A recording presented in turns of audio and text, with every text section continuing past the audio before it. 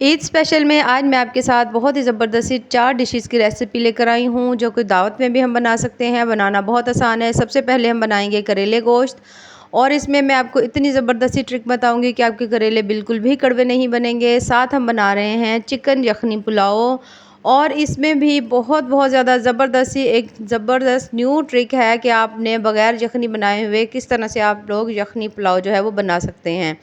अच्छा जी, उसके बाद मैंने बनानी है फिरनी। फिरनी में भी मैं आपको इतनी ज़बरदस्त एक ट्रिक बताऊंगी कि आपका दूध जितना भी पतला हो, आप उस एक इस तरह ट्रिक यूज़ करें तो उससे आपकी फिरनी भी बहुत गाढ़ी होगी और बड़ी ही मज़े की बनेगी। साथ ही हम बना रहे हैं बहुत ही मज़ेदार सिंपल अंदाज में कोरमा। चलें जी, अपनी मज़ेदार और ज़बरदस्ती रेसिपी को शुरू करते हैं। बिस्मिल्लाहिर्रहमानिर्रहीम। अस्सलाम वालेकुम। उम्मीद है आप सब ठीक होंगे।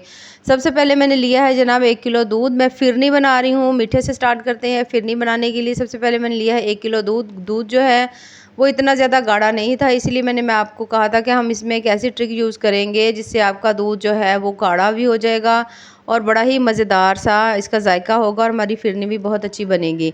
आधा कप मैंने इसके अंदर यूज़ किया है चावल का आटा, और सेम हम उसको अलग से इस तरह, ये देखिए मैंने प्याली के अंदर दूध डाल के उसको अच्छी तरह मिक्स कर लेना है। जिस तरह से हम कस्टर्ड जो होता है ना उसको मिक्स करते हैं, इसको मिक्स करके इस तरह से हमने एक साइड में रख लेना है। अब जैसे ही हमारा दूध जो है वो बॉयल होगा अच्छी तरह से, आपने इसको देख लेना है। कोशिश करें कि थोड़े से दूध को ज़्यादा बॉयल दें ताकि थोड़ा सा दूध भी गाढ़ा हो जाए। उसके साथ ही हमने इसके अंदर डाल देनी है सब्ज़ इलायची। सब्ज़ इलायची डाल के इसको अच्छी तरह से हमने मिक्स करना है। 1 से 2 मिनट फिर पकाएंगे, और ये जो हमने चावलों का आटा मिक्स करके दूध में रखा हुआ था इसको इसके अंदर हमने डालकर अच्छी तरह से पकाना है। बहुत अच्छी तरह पकाएंगे। जब 1-2 दफ़ा बॉयल आ जाए इसके अंदर तो फिर हमने कोशिश करनी है कि अपनी आंच को बहुत हल्का सा रखें और फिर इसकी कुकिंग करें। ये तमाम ड्राई फ्रूट्स हैं, आप डालना चाहें तो साथ भी डाल सकते हैं, आप इसको बाद में भी डाल सकते हैं। 10 मिनट के अंदर मीडियम से आंच के ऊपर पकते हुए ये देखिए हमारी जो फिरनी है वो काफ़ी हद तक गाढ़ी हो चुकी है।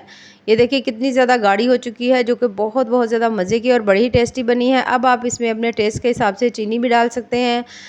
जो किशमिश है, ये जो नारियल है, ये थोड़ा मैंने पहले डाला ताकि ये अच्छी तरह से गल जाए, क्योंकि थोड़ा सा ये गलने में टाइम लेता है। उसके बाद इन तमाम चीज़ों को हमने डालना है। ये देखिए इस तरह तमाम चीज़ों कुछ मैंने अब डाल दी हैं, कुछ थोड़ी देर बाद हम डाल लेंगे जब इसको हम डेकोरेट करेंगे। उसके बाद दोबारा से हमने इसको अच्छी तरह से पकाना है। थोड़ी सी मुझे ये थिक कम लग रही है तो हम इसको थोड़ी देर के लिए और पकाएंगे। अब हमने इसको में चीनी डाल देनी है। चीनी डालकर दोबारा से हमने इसको तकरीबन 10 मिनट के लिए मीडियम से आंच के ऊपर पकाना है। अगर आपकी फिरनी बहुत ज़्यादा गाढ़ी हो जाए तो आप इसके अंदर थोड़ा सा दूध शामिल कर लें। अच्छा जी, अब मैं इसके अंदर जो हमने बेसिक हमारी जो मेन ट्रिक थी कि अगर आपका दूध पतला हो जाता है तो आप इसमें ऐसा क्या डालें कि आपका जो दूध है वो भी गाढ़ा हो जाए और आपकी फिरनी का टेस्ट बिल्कुल वैसा ही हो जैसा हम बाज़ार में मतलब खाते हैं। तो ये इसके अंदर हमने डाल देना है खोया। खोया जो है वो तकरीबन मैंने लिया है थोड़ा सा, ये आपने देख लिया होगा 4 से 5 डली खोया था, उसको हमने बारीक सा करके इसके अंदर डाल दिया है। इससे एक तो फिरनी का टेस्ट बड़ा ही मज़े का आएगा, दूसरा आपकी फिरनी जो है वो भी बहुत मज़े की बनेगी, दूध भी गाढ़ा गाढ़ा सा बनेगा और बिल्कुल वैसे ही फ़ील होगा जिस तरह से हम बाज़ार से फिरनी लेकर खाते हैं। बहुत ज़बरदस्त सी ट्रिक है, बहुत ज़रूर इस ट्रिक को इस्तेमाल करिएगा और बड़ी ही मज़ेदार और ज़बरदस्त सी ये जो फिरनी है वो तैयार हो गई है। ये देखिए माशाल्लाह से कितनी ही ज़बरदस्त लग रही है, बहुत बहुत ज़्यादा टेस्टी है। ठंडी करें और मेहमानों को दें और इंजॉय करें। और थोड़ी सी मेरे पास ये देखें खोया जो था वो मेरे पास बच गया था, वो भी मैंने इसके ऊपर ये देखिए इस तरह से अच्छी तरह से इसके ऊपर डाल दिया है ताकि इसका टेस्ट बड़ा ही मज़ेदार और बड़ा ही, ये देखिए माशाल्लाह से कितना ही ज़बरदस्त सी हमारी फिरनी जो है वो तैयार हो चुकी है। ये आप चेक करके देखें, ये माशाल्लाह कितनी गाढ़ी और कितनी ज़बरदस्त ये देखिए बनी है, बहुत बहुत ज़्यादा टेस्टी बनी है। अब हमने बनाना है जनाब मटन कोरमा।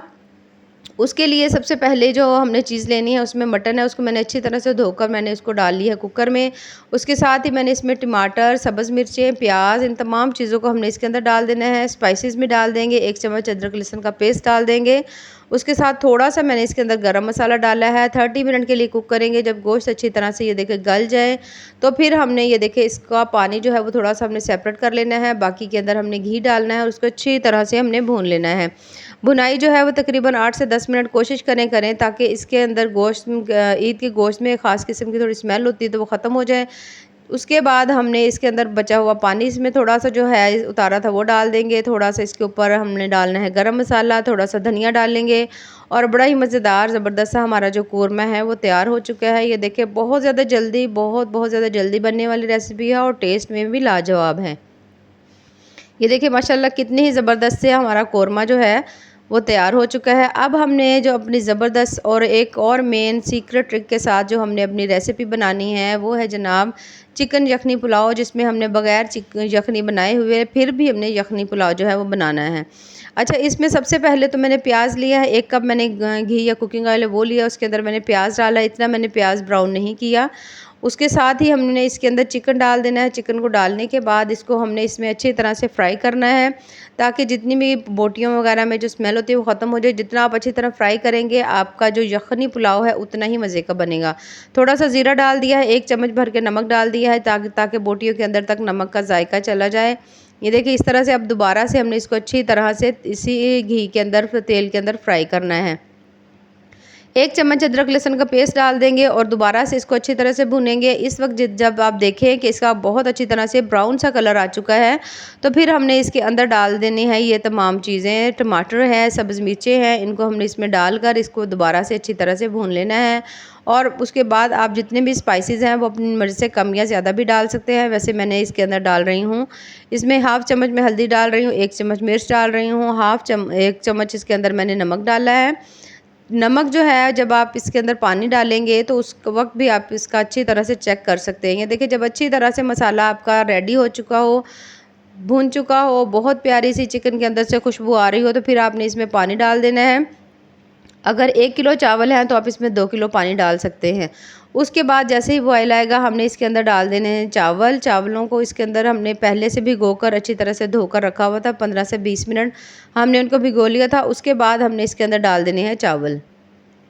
चावल हमने इसके अंदर डालकर दोबारा से इसको अच्छी तरह से इस तरह से करके हमने मिक्स कर लेना है और ढक्कन लगाकर हमने इसको मीडियम आंच के ऊपर हमने इसको कुक करना है। तकरीबन 2 से 3 मिनट के अंदर चावल जो है वो वैसे भी बहुत ज़्यादा जल्दी से पक जाते हैं। अच्छा, जब हमने इसकी यखनी बनानी थी उसकी मेन ट्रिक ये है कि जब आप पानी डालेंगे, पानी डालने के बाद आपने चावल नहीं डालने, तकरीबन 10 से 15 मिनट आपने पानी को बॉयल आने देना है। थोड़ा सा पानी आप कोशिश करें कि हल्का सा ज़्यादा डाल लें और पानी को 10 से 15 मिनट बॉयल आने दें। जब अच्छी तरह से उसका फ्लेवर, चिकन का फ्लेवर पानी के अंदर आ जाए, तो उसके बाद आप जब गोश्त डालेंगे तो आपको बिल्कुल भी अलग से यखनी बनाने की ज़रूरत नहीं पड़ेगी और आपका बहुत मज़ेदार सा यखनी पुलाव जो है वो शॉर्टकट तरीके से तैयार हो जाएगा। ये देखिए माशाल्लाह से कितना ही ज़बरदस्त और टेस्टफुल सा हमारा चिकन यखनी पुलाव जो है वो तैयार हो चुका है। बहुत ज़्यादा मज़े का और बड़ा ही टेस्टफुल और बहुत ज़्यादा टेस्टी बना है। ये देखिए माशाल्लाह कितना ही ज़बरदस्त है। आज अब हम बना रहे हैं बहुत ही मज़ेदार ज़बरदस्त सा बीफ करेले गोश्त।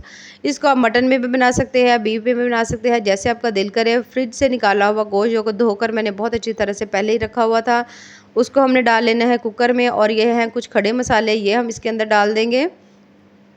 इनको डालने के बाद अब हमने इसके अंदर डाल देना है, थोड़ा सा हमने पानी डालेंगे इसके अंदर। और स्पाइसेस जो हैं वो इसमें डालना चाहें तो आप डालें, वैसे ज़रूरत नहीं होती। मैंने थोड़ी थोड़ी सी तमाम चीज़ें डाल रही हैं। थोड़ी सी मिर्च है, नमक है, नमक थोड़ा मैं ज़्यादा डालूँगी, 1 चम्मच। और उसके बाद हमने पानी डालना है और 30 मिनट के लिए इसको हमने कुक करने के लिए रख देना है।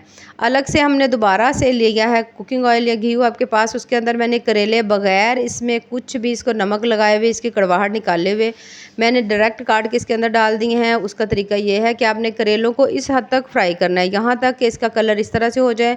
जब आपको करेले जो हैं वो इतनी ज़्यादा फ्राई कर लेंगे तो आप यकीन करें आपको करेलों को कुछ भी लगाने की ज़रूरत नहीं होगी, बल्कि करेले बिल्कुल भी कड़वे नहीं बनेंगे अगर आप इस तरह से इनको फ्राई करते हैं।